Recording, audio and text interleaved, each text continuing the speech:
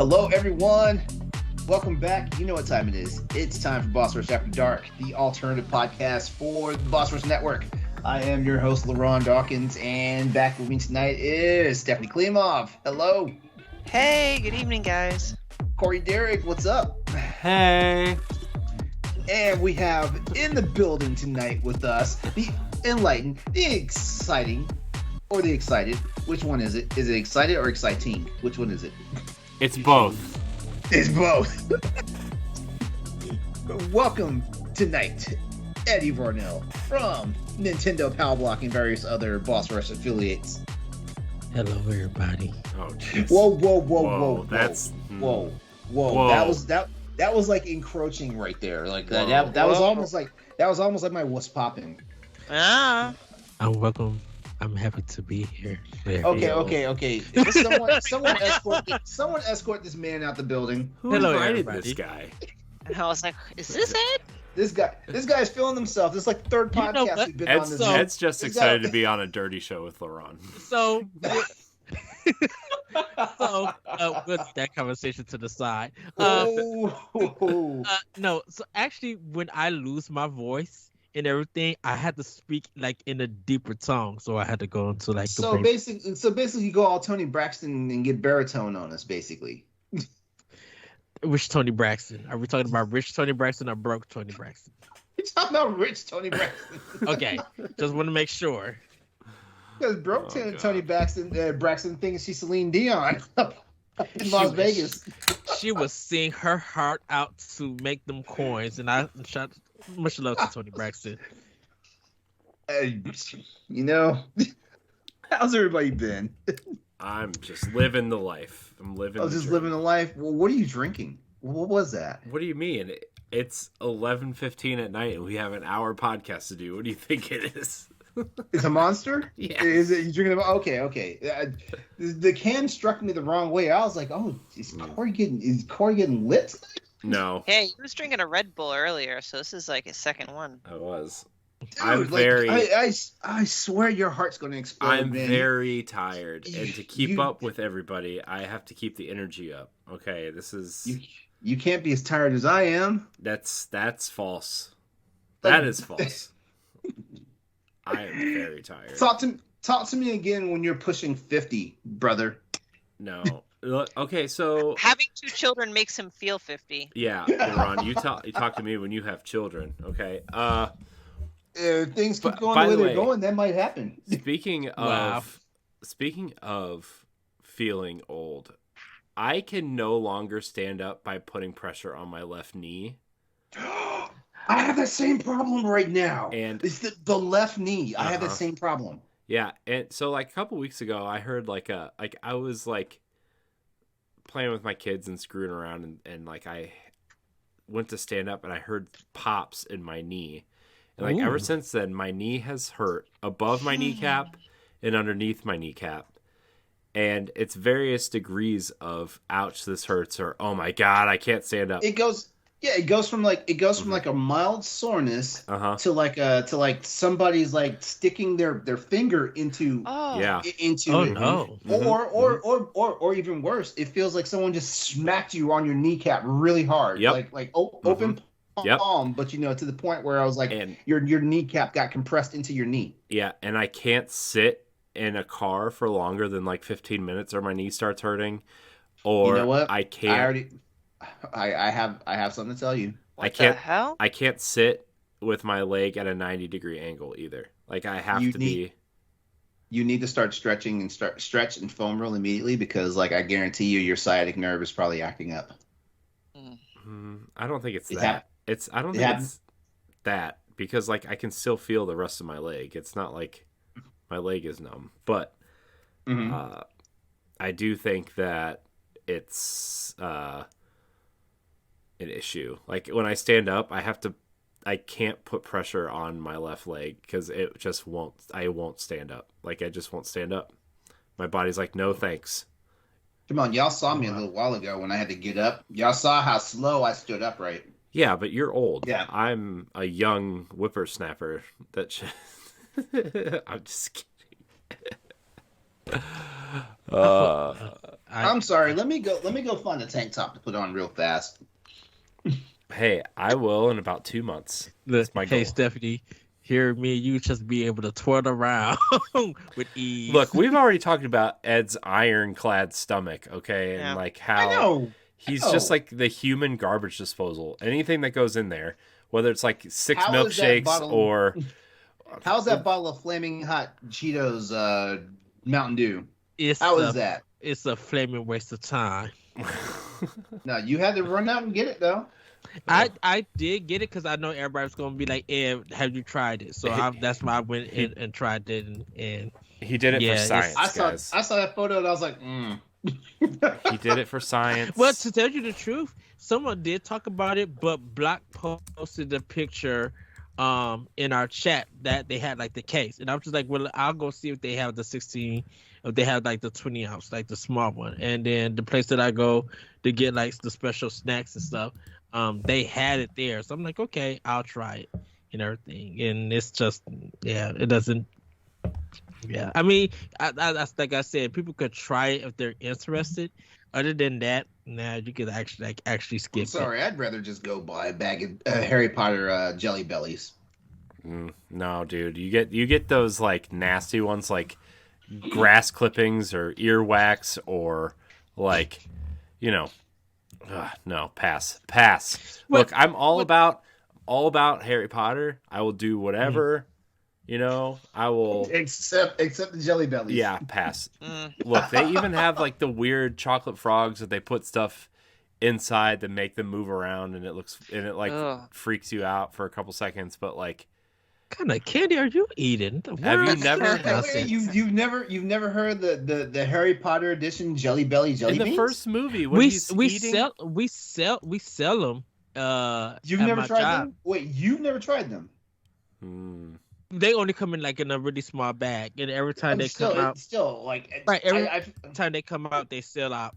So I don't. there's a I reason don't- why they sell out. Well, I think it's jelly beans. So to me, my mind goes to the Jelly Belly factory that no one could compete with them. No one could taste as good as them. They So are when I Jelly see Harry- Bellies. So when I see them, I'll just be like, okay, they're just Harry Potter, and they come from probably from No, Aldi's or something. They're unique flavors. No, they're unique flavors. Yeah. They're flavors. They're flavors designed to like mimic everything that we've seen or heard in the 7 movies and across the Fantastic Beasts 6 stuff. So like for example, like you remember when Ron's like eat slugs spell backfired on him? Like that's a flavor of the jelly bean, like slugs. Oh, Yeah. people know my feelings about Harry Potter, so yeah. Oh, Most okay, anticipated this- game of the year. By the way, it's 30 degrees and snowing here right now. What? Not excited. Yeah, about that. it's like 40 something degrees now, and it's crazy because like last week it was in the 80s. Yeah. Not Yeah. happy about that. Ours is probably like in the 40s. It's just cold over here. Cold and windy. It's not raining or anything. Yeah, that was the problem. Like we had a rainstorm a couple of days ago, and that basically brought cold weather our way. And it's like, come on, man, give me a break.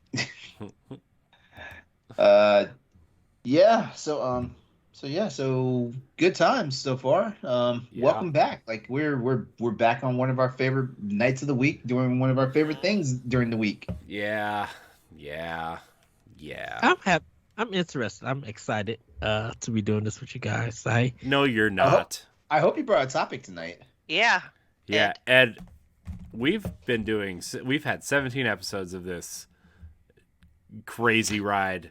Spill all of your dirty secrets right now on air. What's the spill? I don't know. I'm just messing with you. I don't know. Whatever. Whatever you want, Ed. Well, if you want to talk about butterflies, we can talk about don't- butterflies. don't think we Hold on. What would be y'all personal Q&As about me to know more about Eddie B? I already know enough about you. I'm good. I'm an open book, so you guys are able to ask me anything, and I'll tell you. God, I'm a nut. You shouldn't put me in these situations. Oh, Go God. ahead.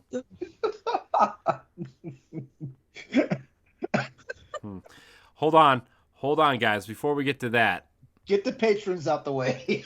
yes, that. But also, I know Stephanie wanted me to do a dramatic reading of a dirty video game, and I found one called "In the Mood."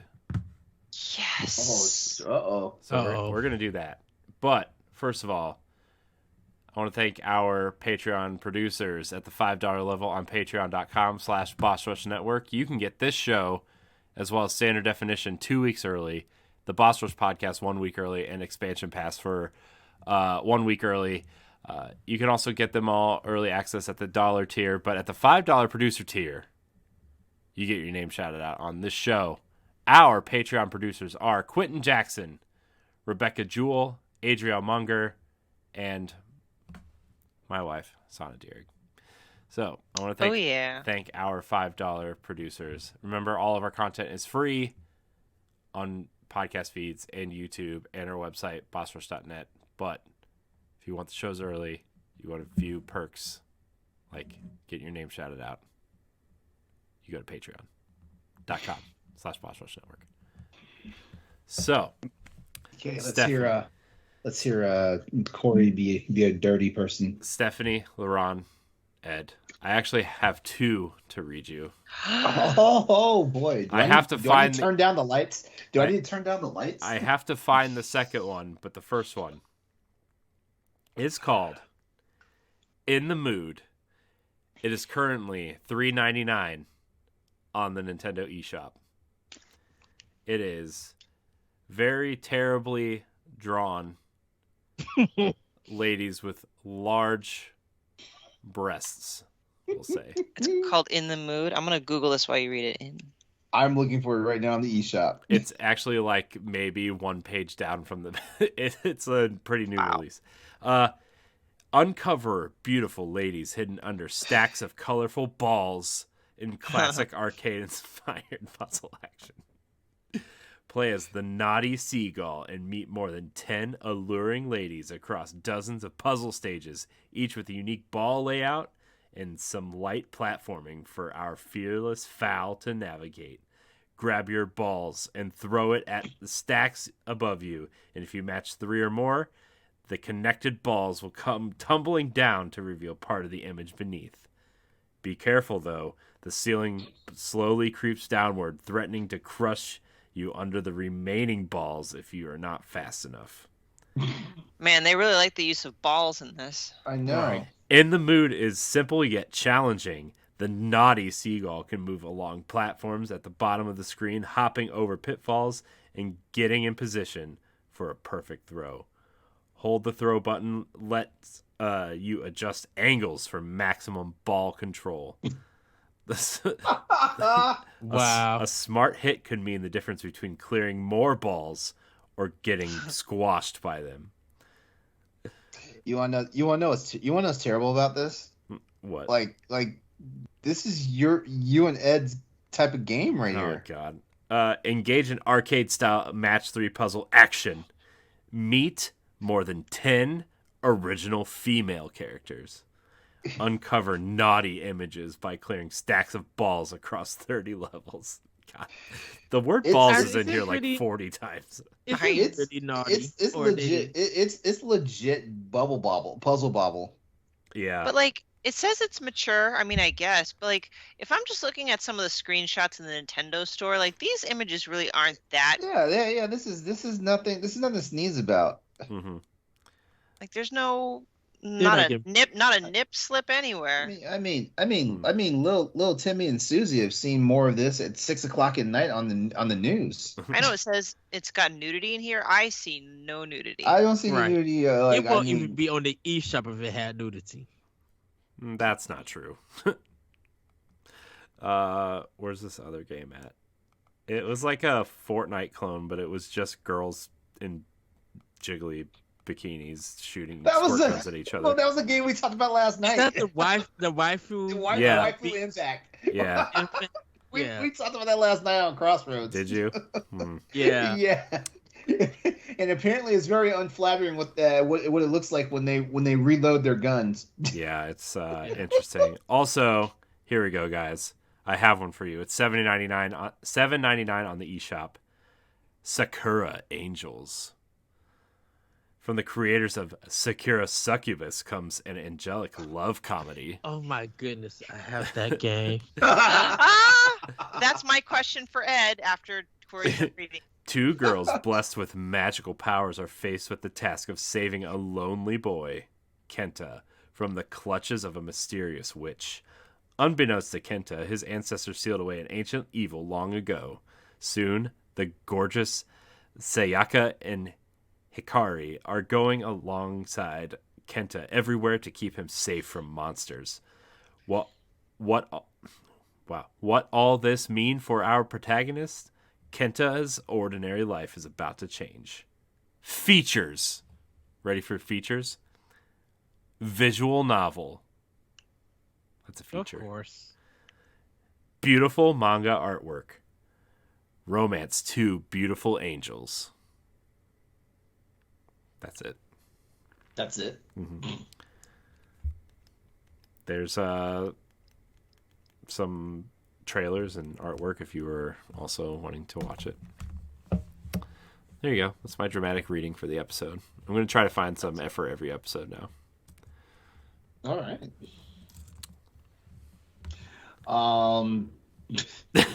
What, you can't follow that up, LeRon? I can't follow that up. Succubus Angels? You can't... or whatever that was called. I don't think Sakurai I Sucker can Bus. follow up with that, but I would like to.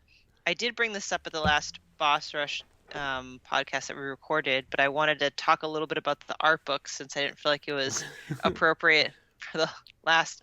So anyway, I bought Perky Little Things at PAX East because they had a physical copy. I didn't believe that they have American versions because it's from Europe, and they came with a Perky Little Things art book, and I thought it was just going to be like art from the game itself, and I haven't played it yet, so I don't know, but actually every chapter is like naughty drawings based off themes of popular movies or movie types. Like chapter 1 is the Academy of Black Magic, so you can imagine it's very Harry Potter fantasy like nudie pictures. And then chapter 2 is Pirates of the Southern Seas, so you've got like Pirates of the Caribbean nudie pictures of pirate babes and pirate dudes. And then let's see what the next chapter is. That's what's got me. I'm gonna buy this now. Sexy pirates. Sexy pirates. Chapter 3 is the good, the bad, and the sexy. So you get that's Western, you know, with like a John Wayne lookalike and girl sitting on his face. I'm sorry, there's nothing sexy about John Wayne. Got some, lots of cowboys and women loving on said cowboys. Chapter 4, From Transylvania with Love. Oh. Ooh. So that's vampire stuff. So you've got like vampire women biting the neck off of dudes. You've got vampire men biting the neck off of naked women. Let's see. Someone getting split roasted. Wow. Is that the proper term? Yeah. Naked women. No, well, everyone has naked women in here. Let's move on. Chapter 5, Eric and the Red Dick Saga. Vikings. Ooh. Yes. Are there excerpts in there? Are you going to read to us? No, there's no excerpts, just Aw. pictures. Oh, just pictures. Am I allowed to like show it? No. No. When we're socializing, I will. No nipples on YouTube. Okay. There are a lot of nipples here, so I cannot. So I'm just sharing you the title chapters, and let's see. Chapter 6, you'll love this, guys. Lust Island Adventures. It is an Indiana Jones themed. I wouldn't have got that. Not off of that name. Nudie pictures. Like there's a character that looks very much like Indiana Jones, and the love interest. How big's his whip? I don't. Is he using a whip or is he using something else? Something else. Ironically, He's it's whipping just you with everyone something. else doing sex stuff with the women. There's just a picture of Indiana Jones on page 1 with a suitcase full of fedoras. Oh wow. Wow. There's a monkey with a dildo, and then his father, the Sean Connery guy. That's Oh snap! They just went all the way with it. yeah. Wow, that guy's got a huge schlong. Oh wow. Chapter 7, TV studios backstage. So I guess it's I don't know, just like a showbiz type people, I guess. Let's keep going. Chapter 8, hardcore gym workout. Ooh. Oh my. She said, "Oh my." Right. There's a large woman eating a cheeseburger. I'll just leave it at that. Wow. I think we're almost near the end. Chapter 9, in a black hole far, far away. God. Star Wars. Mm-hmm. Star whores, am I right? And there's a character that looks... There's a lot. There's a C-3PO and R2-D2 like characters. There's some pole dancing aliens. Wow. Ironically, there's some of those in Star Wars as well. I was about to say, yeah, like Right. Star Wars has that already. And then there's a Christmas chapter. And like a Of holiday course. chapter. Halloween. And woo, some go like this. Some go like this. Paxel's like, I've had enough. Yeah. Right. She's like, Mama, you being a dirty hoe. Wow. Yeah, and that's it. See, like, so what I said in the Boss Rush podcast, so I cannot visually show this. I'm actually, all dirty jokes aside, impressed at the artwork in here, like compared to the art books that I pay for other games. So anyway, and let me just to refresh, this is what the description is at the back of this box. Explore various scenarios and put the hidden objects in the right places for your naughty satisfaction. Relax and unwind as you find yourself laughing uncontrollably through different scandalous levels. Oh, I'm laughing uncontrollably. That's Yeah. Goodness, I wonder if Oh, these boy. themes that were in these chapters are in the game then. I will report back and let you know if Yes, please let us I know. go through naughty pirates and naughty Vikings. I may have to jump on Amazon and order this. Oh man, that's a good time. Uh, Dirty video games are funny. Yeah, Yeah. thank you, Funbox Media. yeah. Oh, that's so funny. So, Ed, tell me about the game that Corey read off that you actually owned. Have you played it? So Sakurai Sucker Bus, yes, I have played it, and I just realized that there's actually 4 games in the series. It is a visual novel, and you are this male photographer who is supposed to go to these concerts and take pictures of this, this young teen idol, pop star. And one night, you go to the concert and you're about to leave, you're about to leave, and you ended up bumping into her, to that teen idol. And while she looking pretty, she stumps on the dude's cock. And Whoa! that's what she does. Like, bam. And We're this talking about- we're talking about Sorry, the I've rooster, known right? Ed for 7 years and I've never heard him say that word before. It just really threw me off.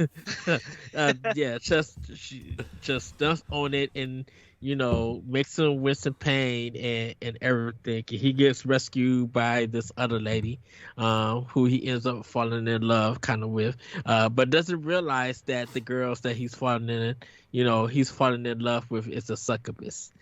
And so, and the teen idol's also succubus. So, you're going out through that adventure, and everything. So it is a visual novel. You do make decisions, but like the most of the anime girls, of course, they have the big boobs, but it's visually like in your face, and it's like a still picture with just text rolling down and everything. So yeah, I think that'd be painful to just be stepping on some dude's thing.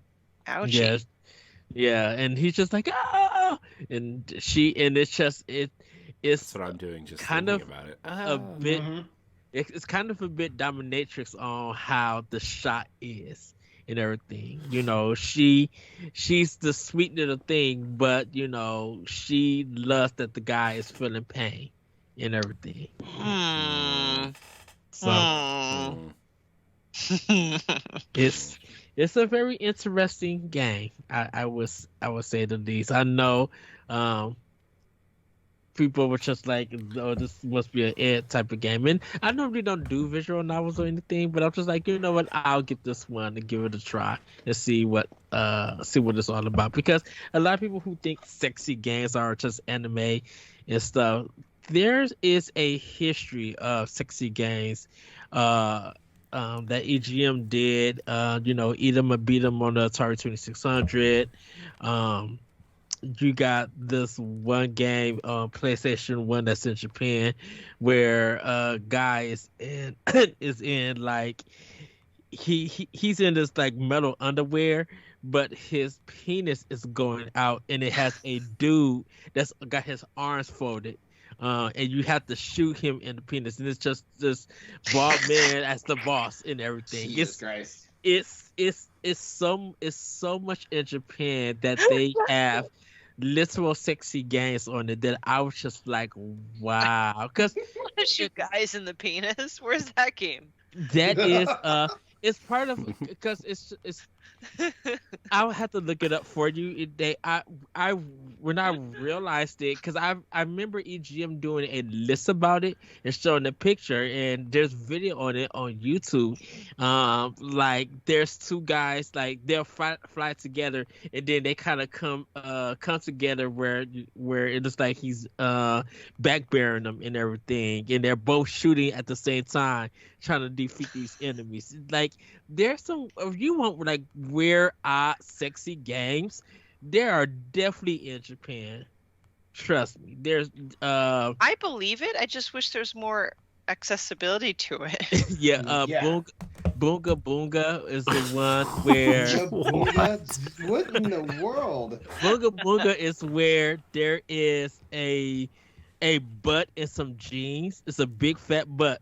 And your job is to take the thumb, that is the controller, and jab it up the butt as hard as you can. Wow. And a meter will go out, and you'll see the animation like, because you ram the finger up the butt, and they are trying to rate on how hard you rammed it up.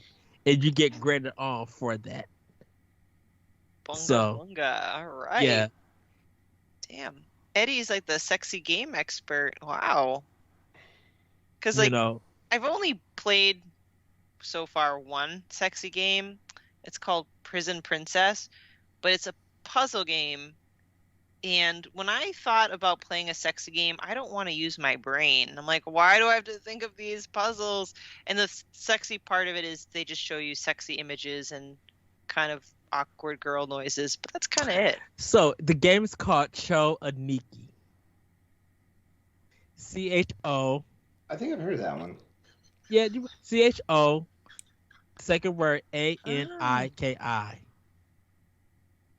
Oh my gosh! Oh dear Lord, they're very, very muscular dudes. Yes.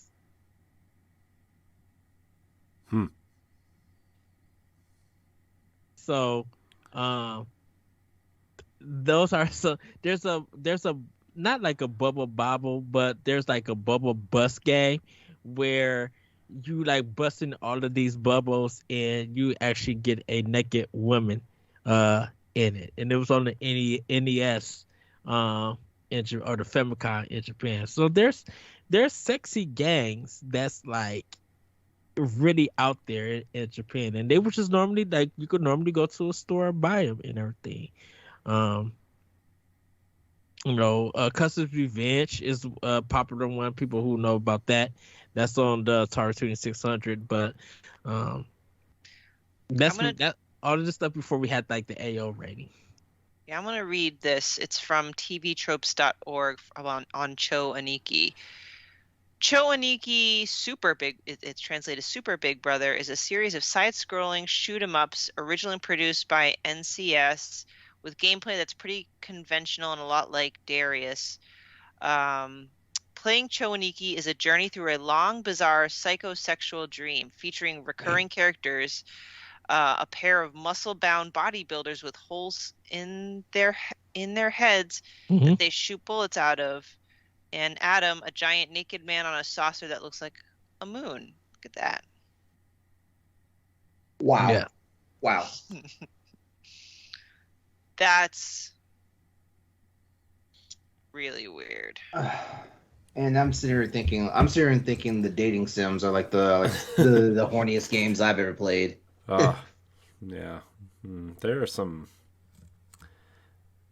games out there. Yeah. So, I haven't played them, but I know some about them from reading EGM and looking online. So, look at you. Very cultured. Yeah. Is that what we want to call it? Cultured? Sure.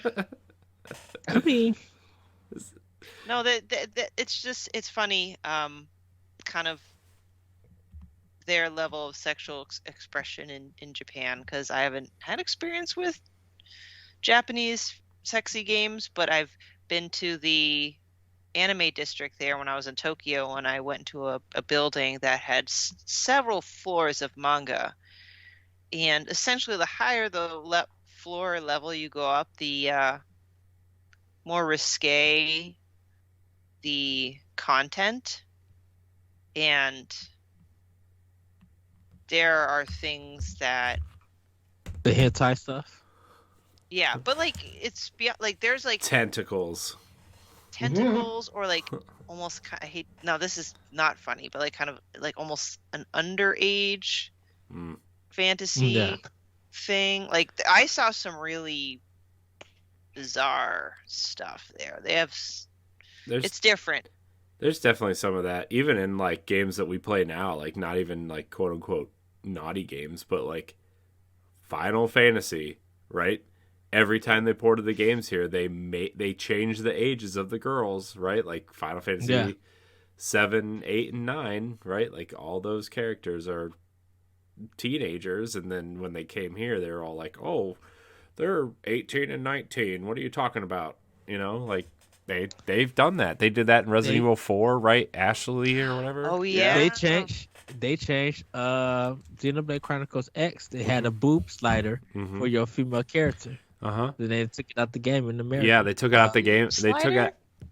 They took it out of the game and changed the ages of all the characters in Xenoblade Chronicles X on Wii U because they were Western audiences weren't ready for that, I guess.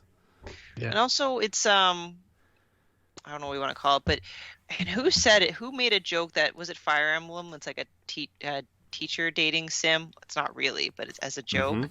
We're talking about three houses. Yeah.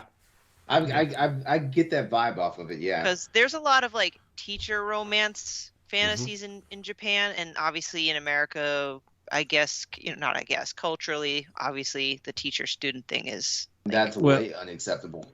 Yeah. Well, Fates had the red light district in Japan that they took out for America. Yeah. This is the red light district. Yeah. Yeah, Fire Emblem Fates. They had a red light district in the game. They took it out. Yeah, they took out like a whole section of the game when they released it here. That's why it released later, because they had to like edit it and rearrange the story so it would make sense without that section of the game. Oh wow. Yeah. Had no idea. Yeah. Fire Emblem is like really creepy over in Japan, by the way.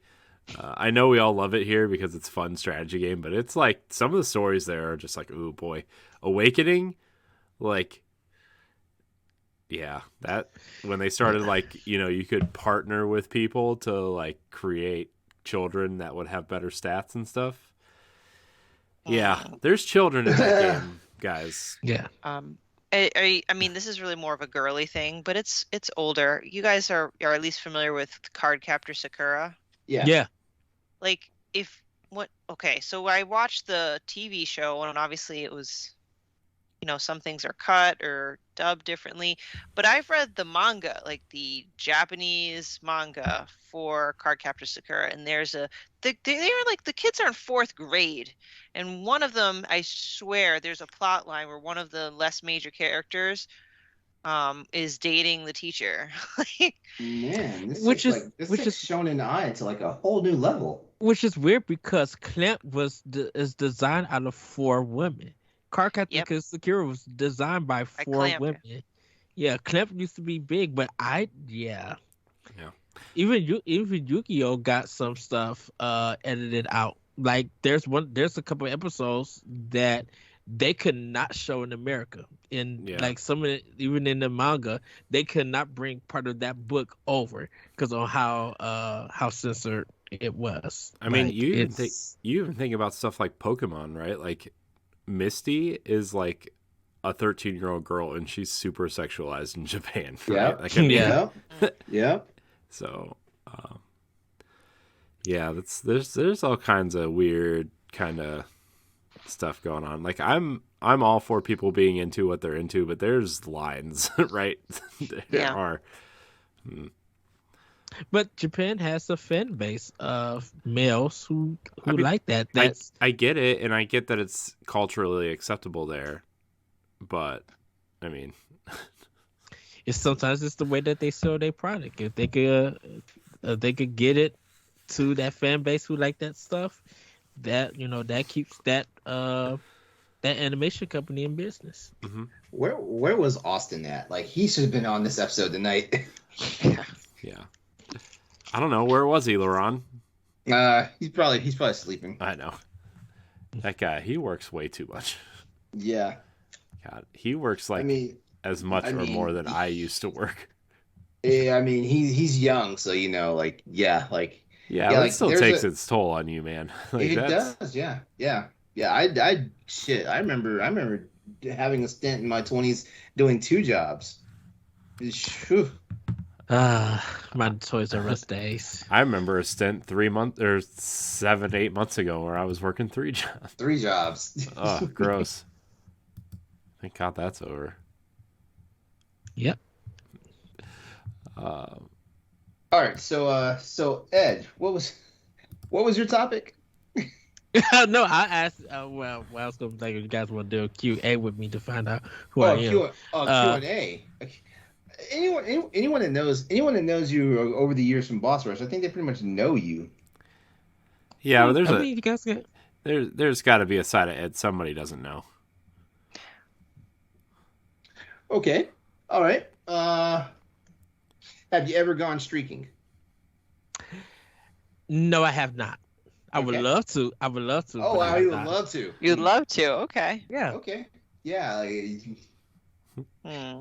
I can't say I would Patreon love to. content. Stretch Yeah. goal. Stretch goal.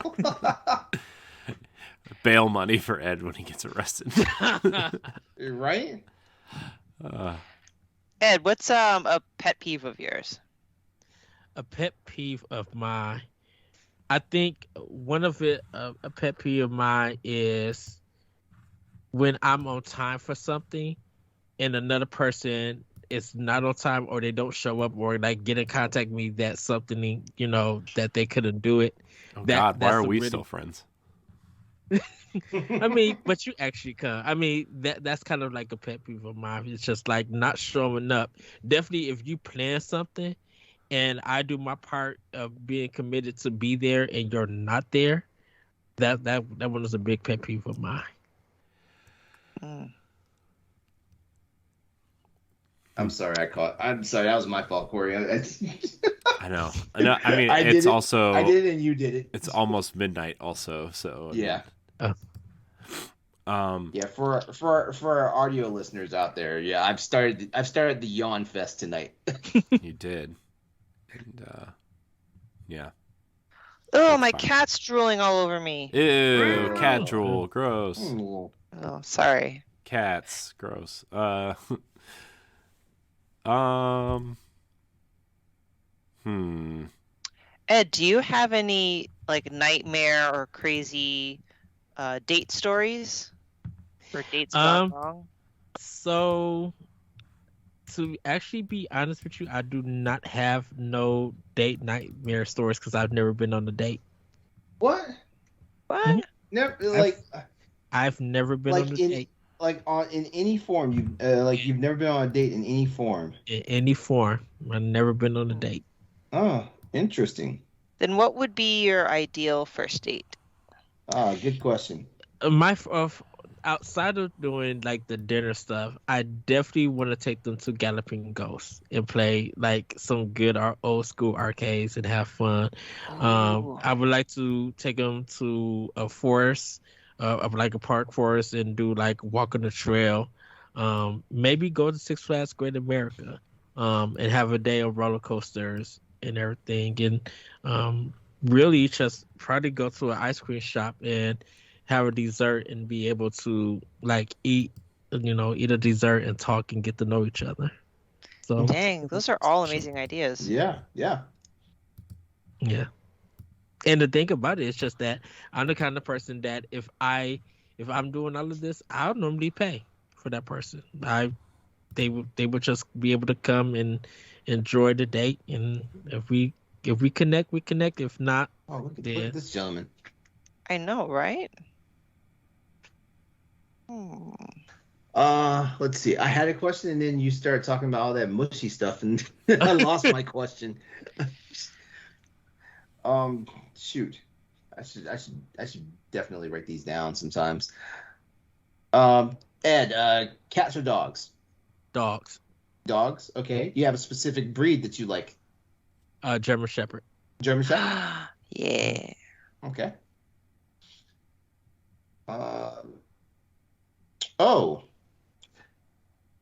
Favorite old school anime? Favorite old school anime? Rama Half. Good one. Who's your favorite character from that? My favorite character from that, it is oh good googly moogly. I actually love the old lady. She's Shampoo's grandmother. Yeah. And she knows like all the tricks and everything, and she always tried to get grandma to get with Shampoo. But Shampoo had for anyone who don't know Rama Half is this boy. Him and his father went training in this kind of pool thing, and if you fall into a cursed spring. Cursed springs, yeah. If you fall into a spring, if you get touched with cold water, you'll transform into whatever died in that spring. So Rama fell into a spring that transformed him into a girl. So anytime cold water hits on him, his hair turns red and he has breasts. But he still could do martial arts. It's a martial arts comedy thing. The dad who falls in, he fell into a spring of panda. So if he gets water on him, he'll turn into a panda and they start fighting. Well, Shampoo fell into the water spring and she turns into a cat. Rama is afraid of cats, and the reason why he's afraid of cats is that his father wanted him to learn cat fu.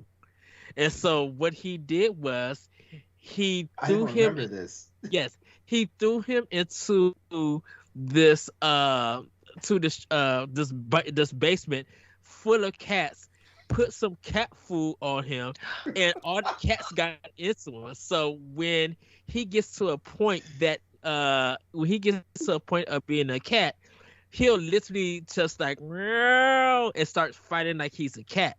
That's the only way that he can do cat food. And the only way that he can return to being human is that he has to get on Akane's lap and be petted like he's a cat. Oh, so wow. What season was this? This was the first season. I don't remember this at all. So Shampoo, she was a cat, and so Robin didn't know that she fell into the spring. So he goes in and he's taking a bath, And next thing you know, Shampoo is there because there's a bell on her neck as a human, and that's the same bell as him as a cat. So when that happens, Robin's just you hear this big yell from the bathroom, um, and it just goes from there. So every time there's a cat episode, Robin is scared. There's one of them. He's actually in high school, and they drop all of these cats on him, and then a tiger falls onto him. And so now Rama turns into a cat and beats all the little cats and tigers and everybody else. It's a bunkers anime, but Rama Have is one of my favorites. I don't know how I missed this. I could have sworn I saw like most of Rama. If it's still on Hulu, the whole series is on Hulu. Oh. Hey Ed, this was a question on Pow Block this past Monday, so I want to have your opportunity to answer it. For your on a birthday, like say today's your birthday, what would be your ideal birthday cake? My ideal birthday cake would be vanilla, with buttercream on it. I love, and it could be any kind of design that it wants to be. But that would be my birthday cake was vanilla. I love chocolate. I love chocolate cake. Don't get me wrong, but there's something about vanilla cake from certain stores that it's just like, mwah, so good. Classic. Yeah, that question was posed by Celeste, and any question about food has my attention. Now I'm going all over the place, being random. Corey, any? Oh yeah. Any questions? I mean, Ed and I have known each other for so long that I know all this stuff. Like I know, I mean, I don't know what I would ask you because we know almost everything about each other. You know what I mean? I mean, it's like, you there might be some things that you don't know. So like, I know, but I can't think of any because I know so much. Man, I don't know. Somebody keep going while I think, I guess. Ed, what animal of the Chinese zodiac are you? I think I'm monkey because I'm Aries. I'm April. What's your year of birth? 1980. You're a monkey. Okay, good. Okay. I don't know what animal I am. Well, we need to figure that out. What's your year? 1986. I think you're a tiger. Oh, yep, tiger. I win. Cool. Hey, this is your year, Corey. Is it? The year of the tiger. Is it? I'm 75. What's mine? Do you know? No, not off the top of my head. I might not know that one. Rabbit. Okay. Oh, wow. It's a big rabbit. I'm a dragon. Is your dragon? Wow. Yep. I is a dragon, and I have a dragon tattoo. She's mystical and mysterious. Let's see. Mysterious. People who share my Chinese zodiac, which is the rabbit, Lionel Messi, Johnny Depp, Angelina Jolie, and Tiger Woods. I'm kind of jealous of yours, Corey, because tigers are my number one. Even though I did say dogs, tigers are my number one animal. What, you want like a pet tiger? You're gonna like have one? You're gonna be like tiger is my favorite big cat. That's it's been a kind of a dream of mine that I have, that there's this dream that I have that I have my own house and everything, living in California, and there was a pregnant tiger somehow that got loose, and I let it into the house. Don't know why, but it was pregnant and about to have babies, and the tiger had the babies, and I was taking care of it with the tiger. I wasn't attacked or anything, and at the end of it, I called animal control and the zoo and everything, but it was too late for the mother of the tiger to make it. So the mother died, and I ended up having 5 tigers, 4 boys and a girl. And for some reason, they allowed me to raise those 4 tigers and a girl. I mean, all 5 tigers. This is the person you hear about in the news that got mauled by his pets. But it's the next Tiger King documentary. No, but it was like I said, it's just a dream and stuff. But cause tigers are my number one. It was koala bears. That used to be my favorite animal. Koala bears. My mom, she used to buy me koala bears for Christmas and everything, and I Aw. used to bring her with me. With ducks being the second, but now it's like tigers, koala bears, ducks. Well, Ed. Oh, sorry. Oh, Ed, I thought of a question, and it's Okay. something we've never really talked about. I have an idea, Okay. but so if you were never allowed to play video games ever again, hmm what is your favorite hobby after video games that you would probably be enjoying after that? Choreography. Ooh. I as a kid, Michael Jackson used to be my inspiration. And then Janet Jackson became my girl. You know, I used to when she did Pleasure Principle, I used to kick the chair. When she kicks the chair, I used to kick my vacuum down, and I used to study and watch her dance moves all the time. Later on, when I got into high school, my music teacher really introduced me to house music, but he was also a choreographer.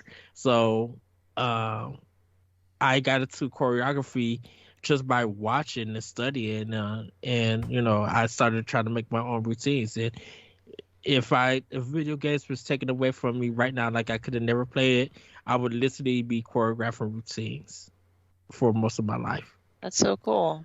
That's not what I thought you were going to say at all. What would you Ed, not? can you help me choreograph like a nice pole dance? I probably could. Yeah. Anyway, so Corey, what did you think he was going to say? So the only thing I've ever heard Ed talk about half as much as video games is Six Flags Great America. So I thought he would be like a roller coaster enthusiast or something. So the thing with that, I would love to, but me and science don't get along in a sense, and it's very weird to say that. I love physics, and I love watching people who love science and talk about it. But that was kind of one of my worst subjects in school. Oh, I just meant you would go ride them and talk about them. I didn't mean you were gonna like do science experiments on them. Oh, don't drop the egg on this 500-foot drop or whatever. Oh, roller coasters, yeah, that would be cool, but I feel like I would literally get bored of it, and it would stop my enjoyment of it. You know, I think if I do another hobby, it's going to be something that I want to enjoy instead of just doing it to be like, oh, it's roller coasters. I love roller coasters, but I think if I did that so much, I would lose my enthusiasm to ride them. Anybody else want to take a stab at that question? Oh, to answer that question? Yeah. Like I mean, I know video games might not be everybody's favorite hobby, but like if you had to choose a hobby or something to enjoy as much as we enjoy video games, and I don't know, even podcast about it or do something with it. If I Corey, can play, for you, I think it would be art. I think it would be drawing for you. if I couldn't play video games anymore, like I had to like choose another hobby, it'd probably be Legos. For me, I'd probably go back to drawing graphic novels.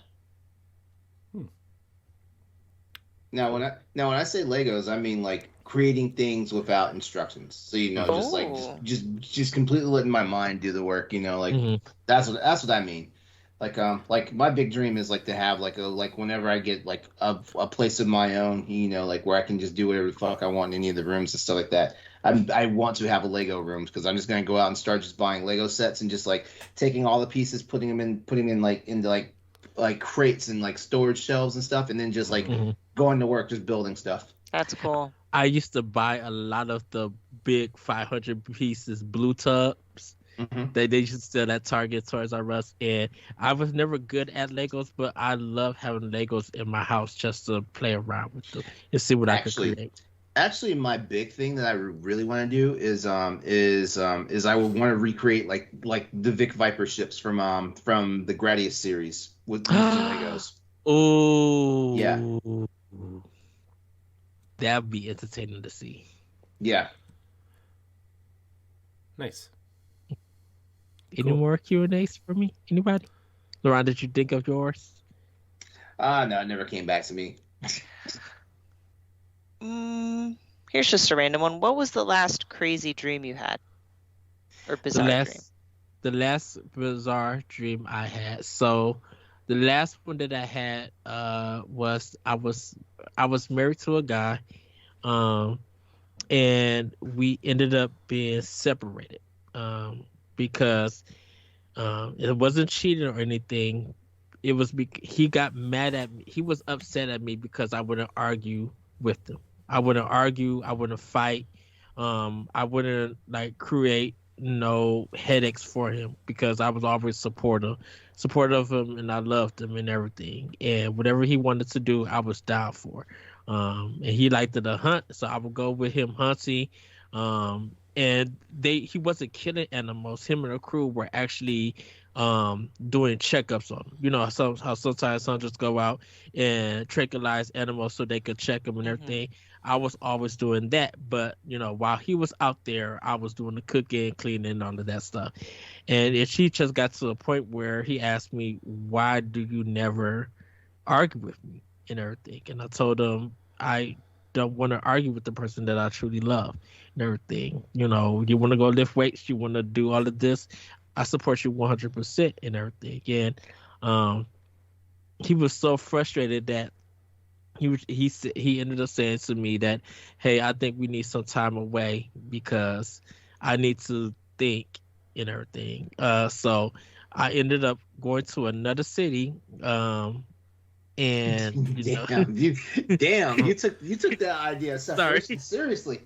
I went to another city, and I stayed for a week there. And it was weird was that I was such a good cook, such a good hairstylist. I had so much all of this other stuff that I went to this barbershop, and they were cool and everything, but there was this mom who has this autistic kid, and he was always hard to cut his hair, but the guys didn't really want to do it. So I asked, "Hey, would it be possible if I could do it?" And so when he got into a chair, I treated him like he's on an adventure, that he's a captain of the spaceship. And going through, like, every time he allowed me to cut his hair and get things right, he was progressing in the mission. He was leading. And he felt so good about it. And by the time the haircut was done, I told him that he saved the day. And all the barbers looked, and the mom looked also. She's just like, "You have been the only person that ever cut his hair." While I'm doing all of this, my husband is over there having a great time, loving everything. And it ends up happening that he ends up missing me, actually. Because he thought he'll be able to hang out with friends. He thought he'll be able to really just live his life. And if he wants to argue with somebody, he thought I would call and fight with him to come back and argue. And I never did none of that.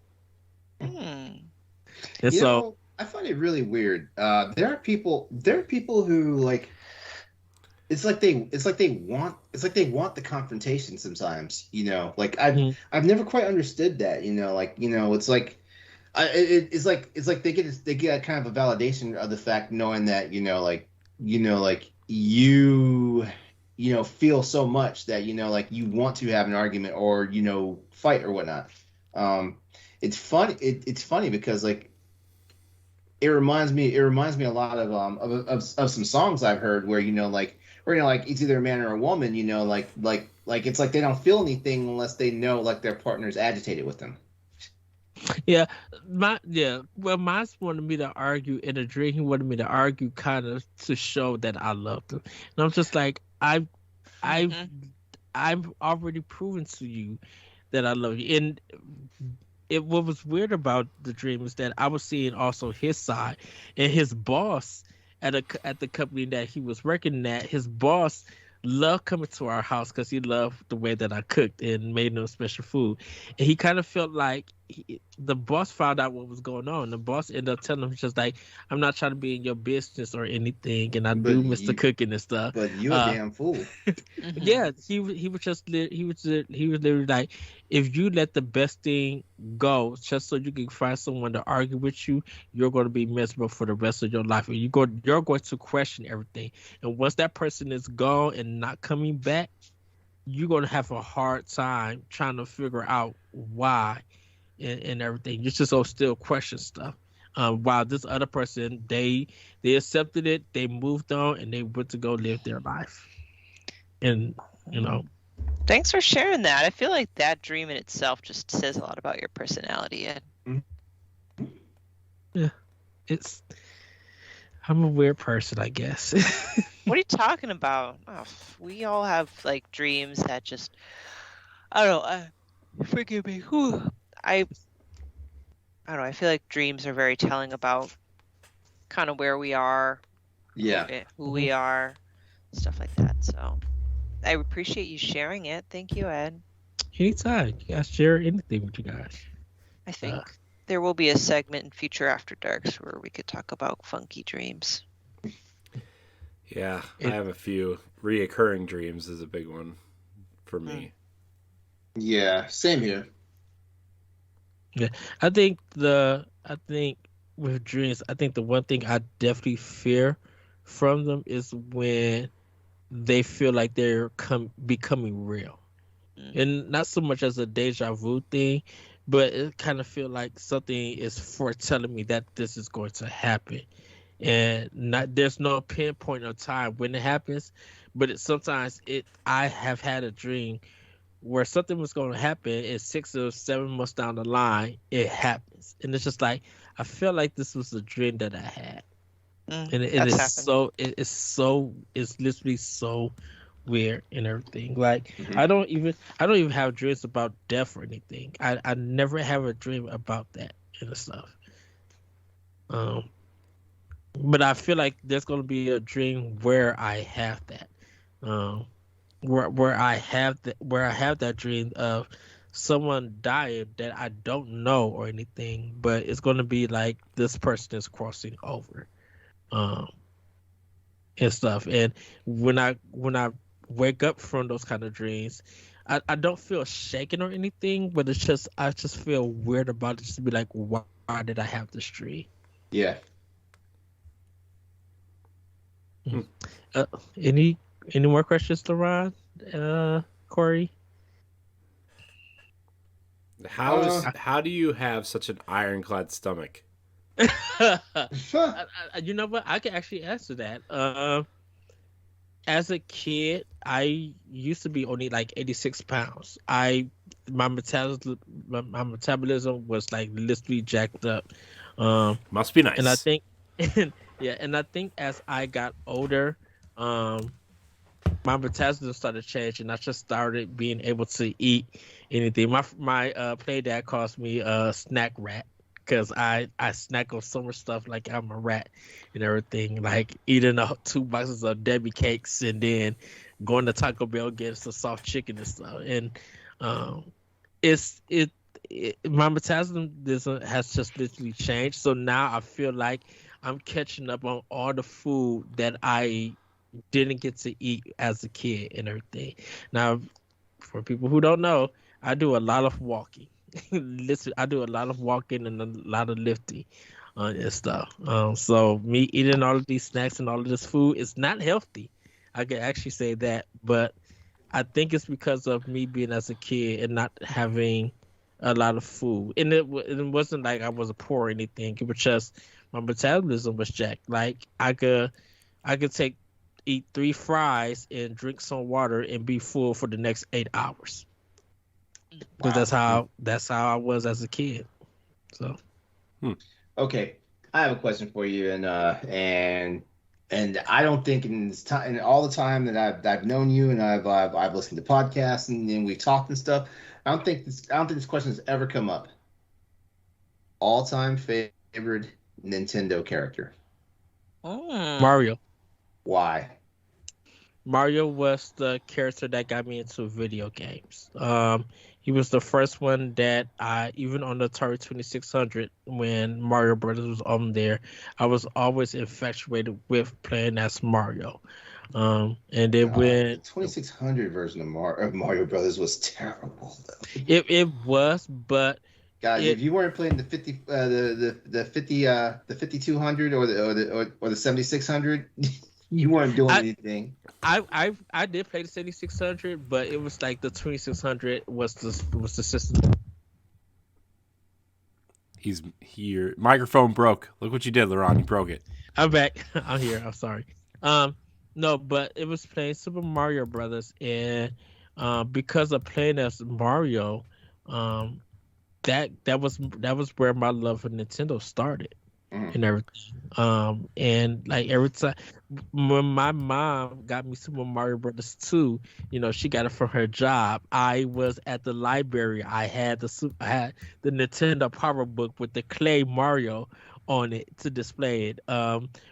When the Wizard came out, and then I seen Super Mario Brothers 3 at the end of the movie, I screamed. I was looking for it everywhere. It was just anything Mario related was a guarantee, a must have for me. We even were playing it as Donkey Kong 3. See, that's where I first learned about Mario, like from Donkey Kong. Mm-hmm. Yeah. Like that was the first Nintendo, like the first Nintendo. I think Nintendo of America published Donkey Kong in arcades over here, or did somebody else like? No, it was Nintendo. Okay, yeah. When the Super Mario Brothers cartoon came on, I was running home to go watch the cartoons to see Mario. When Nintendo put out the cereal and Mario Brothers was on there, I asked my mom to get it. Like anything Mario related, it was because of him, and that's how I really got into gaming, and why I really am a big fan of Nintendo. It was because of Mario, and his games is kind of the way that saved me like self-esteem wise, because of the way that other black kids and kids in general were making fun of me and stuff. I didn't get to have friends or anything, and I didn't have the safe space or anything. I kind of feel like every time I played a Nintendo game and I played the Mario Brothers, I felt safe. So he's become one of my favorite characters throughout time, and still to this very day. He could have a bad game for all he wants to. I will still support it because of what I felt as a kid. That he different. Oh, That's so cool. I love that. Cool. Want to take a guess who my favorite Nintendo character is? Samus. Thank you. Stephanie, I know it's in Legend of Zelda universe, but I am not going to be pretentious enough to say it's Link. Or is it Link? Oh, cool. Stephanie's like, I'm tired. I'm gonna crash. No, it's Link. I don't want to be kind of basic, but it's all started with him. I know you love N64 games, but Ocarina of Time was what pulled me into gaming, and that's where I first met Link and all the Zelda folks. And I was anti-princess. I didn't like anything girly or princessy, so I was definitely for pro Link versus. I swear, like over the years, though, Zelda's become such an icon. I feel like Zelda's actually bigger than Link in this phase of like Nintendo's history now. For sure. I feel like Zelda's always been bigger than Link because the game is called Zelda, and then like people who don't know that Link is the name of the character just think like Zelda. Yeah, I mean, it's totally a meme at this point, but like it's also a meme for a reason, Well, it's natural. Like as my son, he's still too young to know any better. But he used to call Link Zelda all the time, and I was like trying to correct him, like, no, this is not how it is. Yeah. Any more? Corey, who's yours? Oh God, I don't know. I mean, my natural instinct is to go Captain Olimar. It's Captain Olimar, isn't it? No, definitely. I'm just messing with you. I mean, I like Pikmin, but I mean, my instinct is to go with King Dedede. Oh my gosh, King Dedede is awesome. Look at this guy. Look at this stupid fat penguin with a hammer and Santa coat. It's awesome. Honestly, See, I'm interested about Kirby. Is he the bad guy? What? Who? King DDD. Is he the bad guy in Kirby? Yeah, but he's so okay. That's cool. what I thought. Okay, that's what I thought. Like I don't know shit about Kirby. I mean, my instinct is to go with Link, but like I think as I've played Zelda over the years, especially the more recent ones like Twilight Princess and Skyward Sword and even Breath of the Wild, I think like Zelda is she's awesome regardless of what game she's in, you know, or what form she takes, right? Like you look at Wind Waker, she's Tetra, like a cool badass pirate. And then you go to Twilight Princess and she's like a shadowy figure, and then like she has that cool sword and she has armor, like battle armor almost. Or even when you go into Hyrule Warriors, like she looks badass. Yeah. And then you switch over to Skyward Sword and she's like kind of sweet and innocent and cute, and her relationship with Link is super adorable, and she just looks fun, and you know, she's a reincarnation of the goddess Hylia. So yeah, but then you get to Breath of the Wild and you see her like trying to find her way and find out who she really is and become, you know, some like they expect her to be one thing, but she wants to be more than that. And on top of that, like watching her kind of save Link's life in the memories, right? And bringing him to the Tomb of Resurrection and kind of fighting off Ganon's magic for 100 years while Link is, you know, rehabilitating pretty much. Like it's just, Zelda is a great character, and she's really, I really hope they find a way to utilize her as a playable character soon, in some way. Yes. But I mean, that's like, I think that's who I would pick at this point. You know, I mean, I don't really know who else I would really pick as like my favorite character in games. Just because I'm not like really attached to any other franchise with like quote unquote real characters, I guess. Like Destiny, but like those characters are not, they're cool, but you know, I mean, they're not like memorable.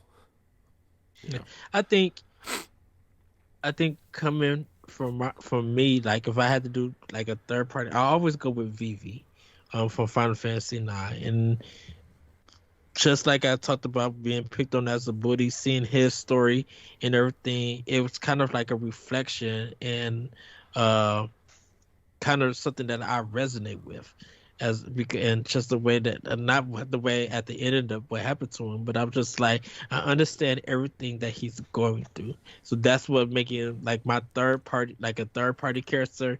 He's like one of my favorites, like my top one, because of the stuff that he went through. And I think that's why Final Fantasy IX has kind of been one of my top games of all time, because just some of that stuff, the way that it hit me. But that's why I talk about The Last Guardian and everything, and just the friendship that the boy and Trico has. It kind of it's just something that I'm happy to see. I think when I see people have a great relationship, it makes me smile.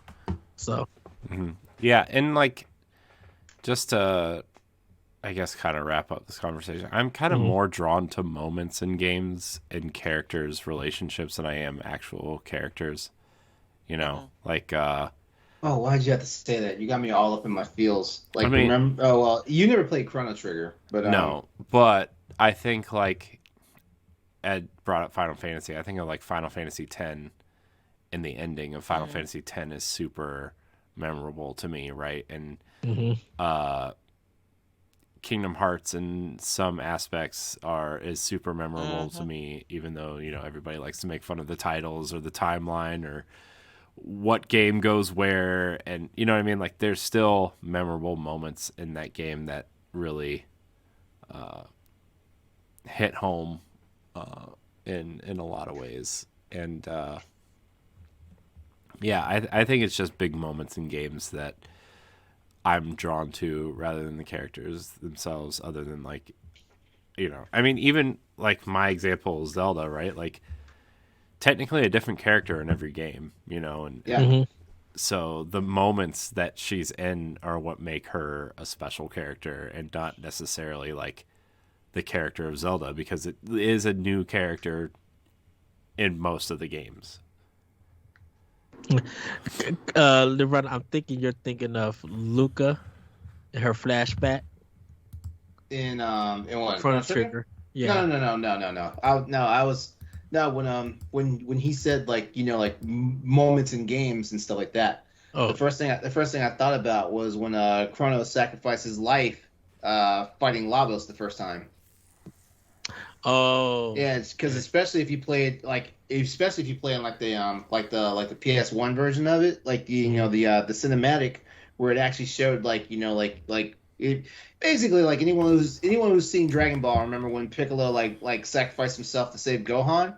Basically, Yeah. the scene plays out exactly like that. But when Chrono like sacrifices his life, like you see his life force just like it just separates from his body, and it was crazy, just stuff like that, there are moments in games like shit when the baby Metroid like sacrifices itself to save Samus in Super Metroid, or let's see, or or how can we forget when Aerith dies in Final Fantasy VII? that one was a moment I dropped the controller. And I think when 1997 that game came out, I remember when it came out and I played it and I seen that moment. I dropped the controller and I'm like, what? Mm-hmm. Yeah. Yeah, like there's moments I guess that's what we love about video games. Like video games tell stories in their own unique way.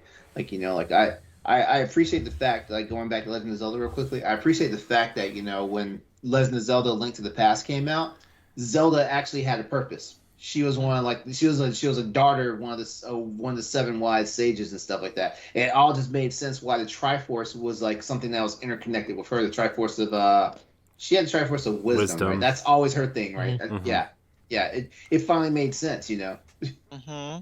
It just wasn't some chick that you had to run up a mountain and save, Mm-hmm. Yeah. I think that's why I kind of, even when I do like talk to walk-in, play those and play with walk-in simulators or just play some indie games where there is those important moments, sometimes those life-filled moments, it really gets me thinking and reflecting about my own life. And sometimes whether if I connect to it or not, it really pushes the ideal of video games could just mean more than when people just talk about it's an R-rated game, it's for violence and stuff. I'm like, if you get out of the sphere and actually see what video games really offer nowadays, it will literally change your mind on what you think. Because now video games, it's not just about violence. It talks on a lot of things and topics. And if older people are not ready to see that, they need to take the time to start seeing that, because they will actually get people talking to be like, oh, Grand Theft Auto. I'm like, a lot of people not talking about Grand Theft Auto, but you bring up the things of Greed and see how people talk about that, you will find out how that conversation goes. Sorry. Right.